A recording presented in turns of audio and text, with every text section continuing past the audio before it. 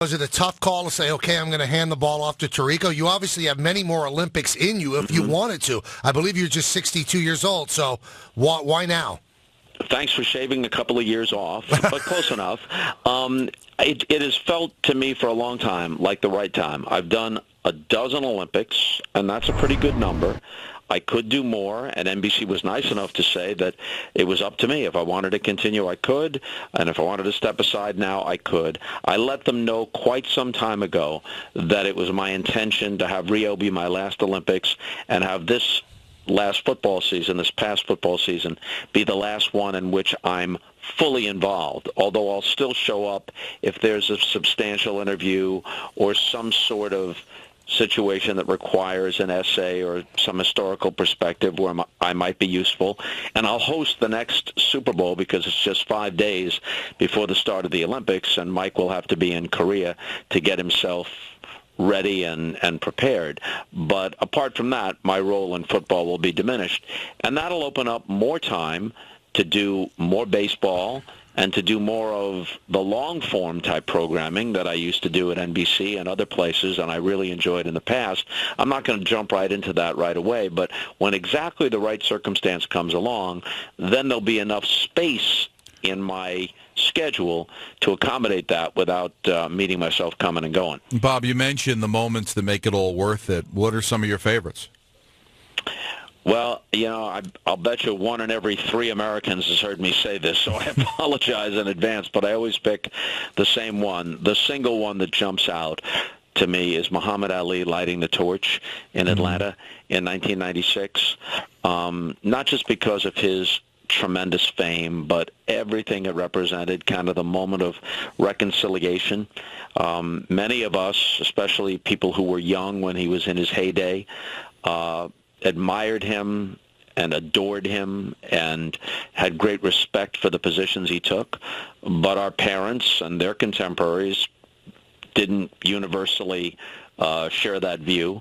And yet, eventually, they came around, not just because he was a poignant figure, because of his physical condition, but because you had to respect whether you agreed with him on every issue or at every juncture along the way. Whether you agreed with him or not, you had to respect he didn't just talk the talk. He walked the walk. He put it all on the line. For all he knew, he could have gone to jail. And certainly for all he knew, his career could have been over. And as it was, it cost him more than 3 years of the prime of his career and millions of dollars. You have to respect that kind of integrity. And in that moment, when he stood there trembling and still somehow able to light the cauldron, once the most nimble and beautiful athlete on the planet, reduced to that, and yet somehow still projecting a kind of nobility and presence, and once the most loquacious and entertaining of athletes, and reduced virtually to silence, and yet still able to affect people the way he did, a lot of stuff was happening all at once. It wasn't just, wow, here's one of America's greatest athletes. Here's one of the world's greatest celebrities. It was much more than that. It was a reconciliation of all the things, athletically and in terms of social issues, that he had represented and that many of us had lived through. Now, the lead guy, Bob, on the Olympics, has it changed from Jim McKay and your early days because of social media where nothing could be held back in tape without us knowing about it? Is that role different than when you first took it? Oh, yeah, the expectations are much different. Even in Rio, where a whole lot of stuff was live because there's only a 1-hour time difference between Rio and the Eastern time zone in the United States, even then people were upset because they've come to expect something instantaneously. If something happens in Istanbul, they expect to see it on CNN in the next 30 seconds. I think people would be shocked to learn or to be reminded that the miracle on ice, one of the most memorable moments in Olympic history with Al Michaels' terrific "Do You Believe in Miracles" call, the miracle on ice was seen on tape delay throughout the United States. It happened in the mid to late afternoon in Lake Placid. And when Jim McKay came on the air, he said, I'm not going to tell you what happened. All I'm going to tell you is don't change the channel. You're not going to want to miss it.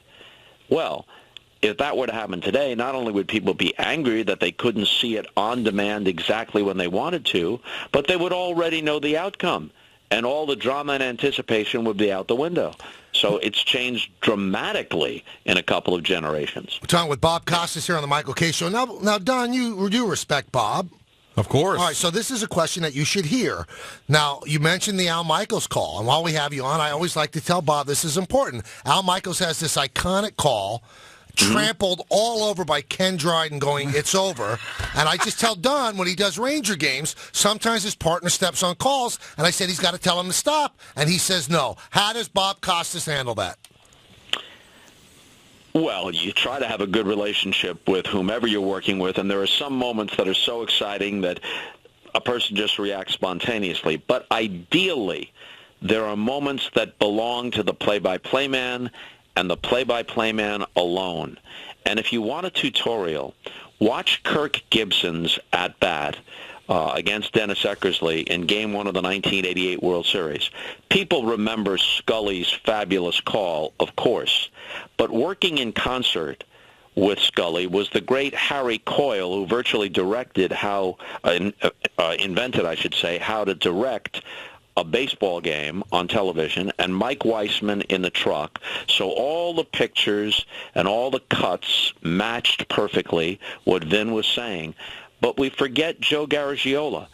Joe managed to slip in and out of small spaces and make good points, but then get out of the way, not just in the nick of time, because if you get out of the way just as the guy's about to swing or just as the pitch is about to be delivered, then you're messing with the anticipation. There are some moments that need to be cleared away for the play-by-play man. Ball out of bounds in a basketball game, 1-point differential, ball at half court, 3 seconds to go, and the color man says, I look for a high-low pick or some kind of switch or something off the baseline. John Wooden doesn't want to hear that. No one wants to hear that. All you care about is the drama of the play. Get out of the way for Mike Breen or Ian Eagle or Marv Albert. Some moments belong to the play-by-play man and the play-by-play man alone, and the color man talking over it can only diminish it. And I say this with great respect. The late Joe Nuxall, who is still the youngest man ever to appear in a Major League game, during World War II, he pitched for the Cincinnati Reds when he was 15 years old, and then became their beloved announcer, sidekick of Marty Brennaman. When you listen to the call of Pete Rose's base hit that broke Hank Aaron's, Ty Cobb's record, Joe can't control himself, and he's stepping all over the call by Marty Brennaman. And what good does that do anybody? And Marty, of course, loved Joe, and he didn't complain about it publicly, but it would have been a good thing for Joe to say his piece before